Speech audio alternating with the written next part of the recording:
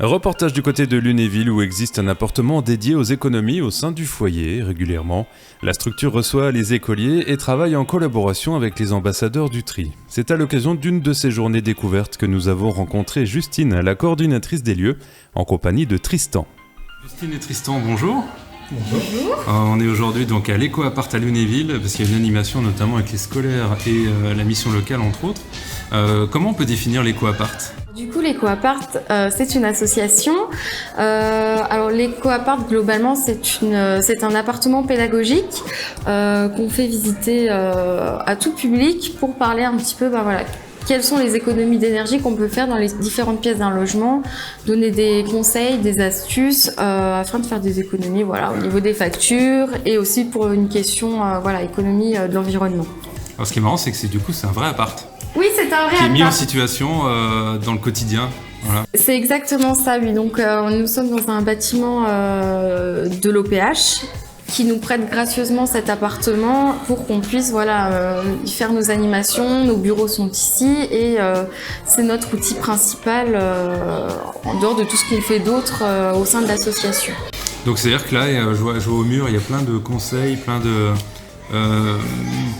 finalement, pédagogie sur la consommation électrique, la consommation d'eau, c'est plein de conseils aussi. Oui, on parle forcément de l'électricité, la consommation d'eau, en sachant que depuis quelques mois, il y a des inflations qui ont fait que tous les prix de l'énergie ont doublé, voire plus. Ouais. C'est vrai que des familles qui n'étaient pas en précarité se retrouvent en précarité, ceux qui étaient déjà se retrouvent encore plus dans la précarité, donc c'est vrai que on sensibilise aussi pour éviter les factures qui explosent tout simplement.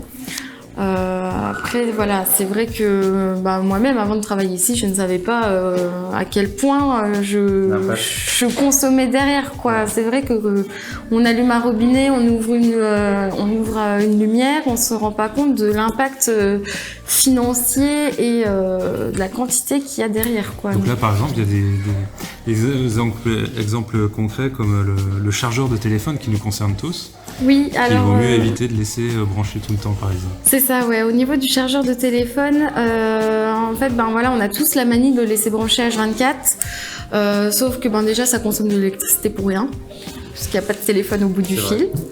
Et dans un deuxième temps, ce type d'appareil n'est pas fait pour être branché H24. Donc, il y a de plus en plus de soucis à ce niveau-là avec des chargeurs qui surchauffent, il y a des problèmes d'incendie, etc. avec les chargeurs. Donc on fait davantage de sensibilisation aussi là-dessus, sachant que maintenant, même tout petit, les plus jeunes ont des téléphones portables. Donc on sait c'est ça. Donc après, c'est sûr que normalement, aucun appareil n'est fait pour être branché tout le temps. Hein. Bon, je parle pas du frigo, du congélateur, faut surtout pas les débrancher.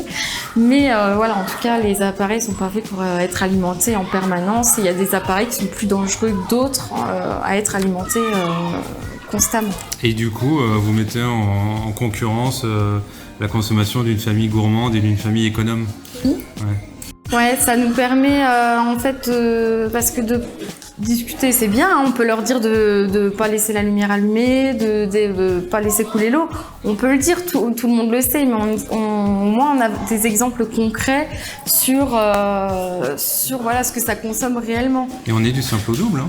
Oui, on arrive facilement à des sommes doubles, voire même à 80% de plus. Par exemple, quand on prend l'exemple de la vaisselle à la main, le fait de laisser déjà un robinet, de l'eau couler en permanence pendant 1 minute, on a déjà 10-12 litres d'eau qui partent pour rien. Donc c'est énorme, hein. Moi je me rendais pas compte non plus, hein. C'est sûr que je faisais pas le test à la maison, mais en tout cas c'est énorme. Et du coup on explique comment on peut faire des économies même en faisant la vaisselle avec ces 2 bacs d'eau, un qui sert à laver, un qui sert à rincer, et la différence entre les deux elle est plus de 200 €, quoi, 210 € me semble-t-il, entre une famille qui laisse couler l'eau et une famille qui utilise ces 2 bacs par exemple. Donc c'est plein d'exemples en fait dans l'appart. Ouais. C'est ça. Et en plus, du coup, le fait de prendre 2 familles, du coup, les familles peuvent s'identifier. Mais aussi, en fait, dans chaque pièce, quand on met la différence entre les deux, et ben on image avec des objets du quotidien, on a des vélos, des PS4, ce genre de choses, pour que les enfants ils se disent ah oui d'accord, en fait c'est le prix d'une console quoi. Ouais. Alors du coup c'est plus facile pour se imaginer en tout cas. Et vous êtes 2 maintenant, hein? Oui, depuis hier. Ouais. Depuis hier. Donc avec les mêmes missions ou c'est pour avoir plus de monde? C'est encore un peu différent. Du coup, Tristan est là en renfort, ça c'est sûr, mais il a une mission bien définie. Ouais, parce que moi, du coup, je suis en poste adulte relais. Donc c'est un contrat aidé qui est financé par l'État. Et du coup, je suis ici en tant que médiateur social. Donc c'est une action qui est assez similaire à celle qui est faite sur le lieu. Mais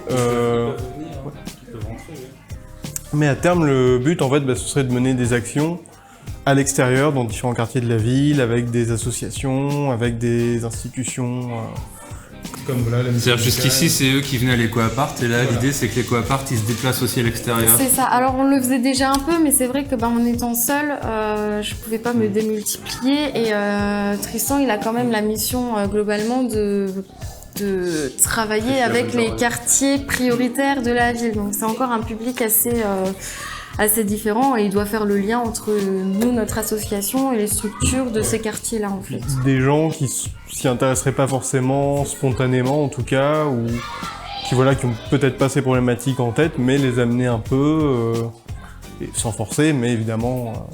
Non, finalement, c'est ça, c'est en changeant ses habitudes, des gens qui sont dans la précarité peuvent faire des grosses économies, quoi. Oui. Donc finalement, c'est une source d'économie assez importante. C'est ça, et ça touche absolument tout le monde, quoi. Il n'y a pas besoin d'être en situation de précarité financière pour faire des économies, hein, quand on sait l'impact environnemental que ça a derrière. Donc, puis le coût financier, bien évidemment, mais voilà, ça concerne absolument tout le monde, quoi. Et à l'inverse, des gens peuvent se dire j'ai pas les moyens de faire des travaux, de changer l'isolation, etc. Mais il y a quand même des choses qui peuvent être mises en place. Oui, c'est ça, c'est des économies quelque part gratuites. C'est juste des habitudes à prendre, quoi. C'est ça, exactement. Là, après, voilà, nous, on sensibilise, on prévient, voilà, on fait un peu de la prévention. On explique, on donne des conseils, après voilà, chacun repart avec ses conseils et les applique ou non. Mais en tout cas, voilà, après c'est comme je dis, c'est une habitude à prendre, une habitude où on l'acquiert au bout d'une vingtaine de jours. Donc au début, il faut se forcer un peu, il faut y réfléchir et après ça vient tout seul avec le temps. Et là, les scolaires comme aujourd'hui, vous en avez souvent ? Oui, déjà à chaque porte ouverte que l'on fait, on propose aux écoles d'inscrire des classes pour tout simplement les sensibiliser parce que ils payent pas les factures mais ça les concerne aussi et plus ils ont des bonnes habitudes tôt et meilleur ce sera pour aussi plus tard. Et du coup ce travail aussi avec les ambassadeurs du tri, c'est quelque chose de récurrent? Ah oui, en tout cas nous on a un financement de la part de la communauté de communes déjà. Donc forcément on travaille beaucoup avec la CC et les ambassadeurs du tri, oui, c'est forcément un de nos plus gros partenaires de terrain. En tout cas, on travaille énormément avec eux parce que forcément, nous, on travaille énormément sur la question du logement budgétaire, etc. Mais tout ce qui aborde, tout ce qui concerne en fait le tri, les ordures ménagères, etc. C'est un énorme budget aussi chez les ménages. Donc voilà, qui de mieux que les ambassadeurs du tri pour parler du tri des déchets où nous on fait des trucs de base mais ils s'y connaissent beaucoup mieux que nous là-dessus. Bon voilà, je vous laisse œuvrer. Merci d'avoir répondu aux questions. Merci à vous.